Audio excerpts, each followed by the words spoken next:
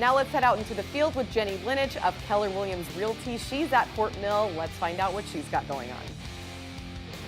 Thanks so much. I'm so thrilled to be back with the American Dream TV show in Charlotte. And today I'm coming to you from the fastest growing city in the United States for the U.S. Census, Fort Mill, South Carolina. Fort Mill is just over the border from Charlotte. And I'm here today with Jamie Shirey, one of our Fort Mill town representatives. And full disclosure, Jamie and I know each other.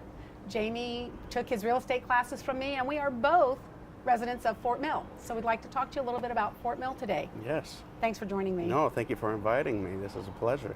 Thank you. So what do you think makes Fort Mill so popular? Why do so many people want to be here? I think it's the hometown feel that the town tries to push through. We have different areas set up for the community to come together, and with our Strawberry Festival and our park system and our trail system, we try to have full access to town hall.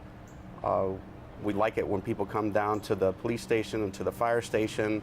We have our open public days where children come into the fire station and climb on the fire trucks and play with the fire hoses and meet the fire chief. And it's just, we try to foster that community feeling. Even though you may be new to the community, we still want to let you know that you're welcome and that you're part of us now, and to keep that momentum moving.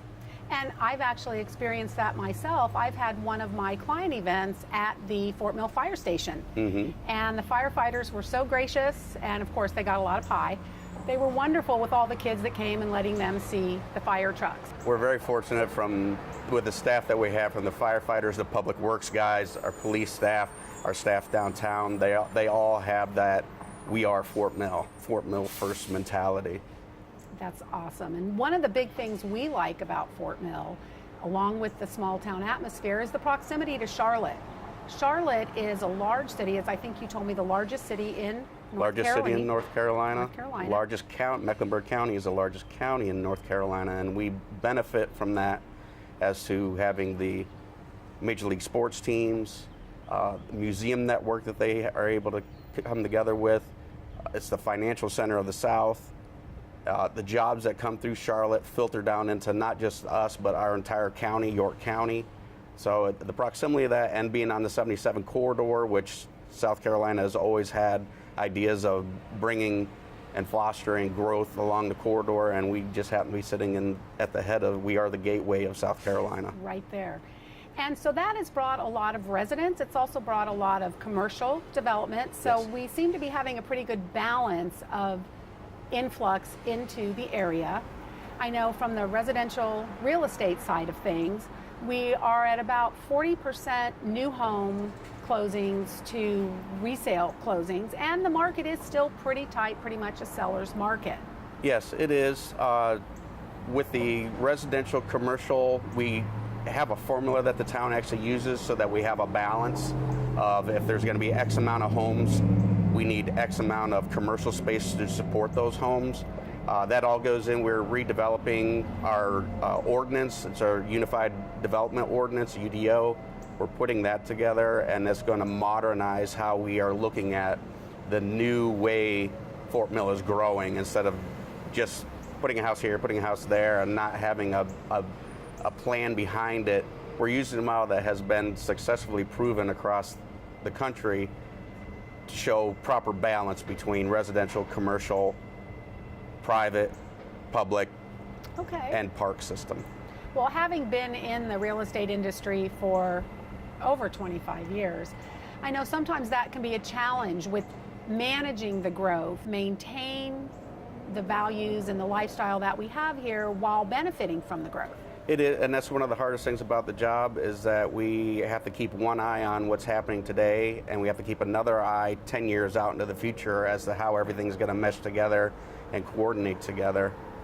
The difference that we have coming through on the council that we now are holding, everybody is on the same page. We all agree that we need to be proactive instead of reactive with the growth that we're dealing with, because unfortunately the word is out, and now everybody knows how great South Carolina is, so they all want to come here. which is great. Right. We love having them, but we need to be prepared to accept them and be able to have places for them to go and be and live and play. And yeah, maintain our quality of life. Speaking of places to play, I hear talk of a new project down at the Elisha Walter Park. Yes, we have been very busy with our capital improvements. We have purchased some more land. We had some land on Dobie's Bridge. We purchased some more land down there. We are going to expand that out, and that's going to be baseball fields and tennis courts.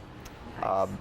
The Springs family, who ran the mill, which was the founder of Fort Mill, deeded us Elisha Park, and now that it is in the town's hands, we're going to develop that out. We're going to put permanent bathrooms in. We're going to widen the trail.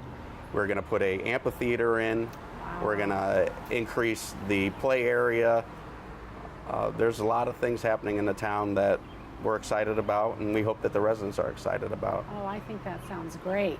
Jamie, I want to thank you for joining me today and sharing your perspective on Fort Mill. I know we've loved living here, and it's really great to share your vision. Yes, thank you. Thank you for inviting me. And as promised from last month, I wanted to talk to you a little bit about real estate as a career, if that's your American dream. Both North and South Carolina require that you take a class and pass that class before you can sit for the exam. Literally, you can get your real estate license and get your career started in just a couple months in both states. I have a blog on my website at jennylinich.com that gives you some more information, and of course you can always give me a call. Again, thanks for joining me from Fort Mill. Back to you in the studio.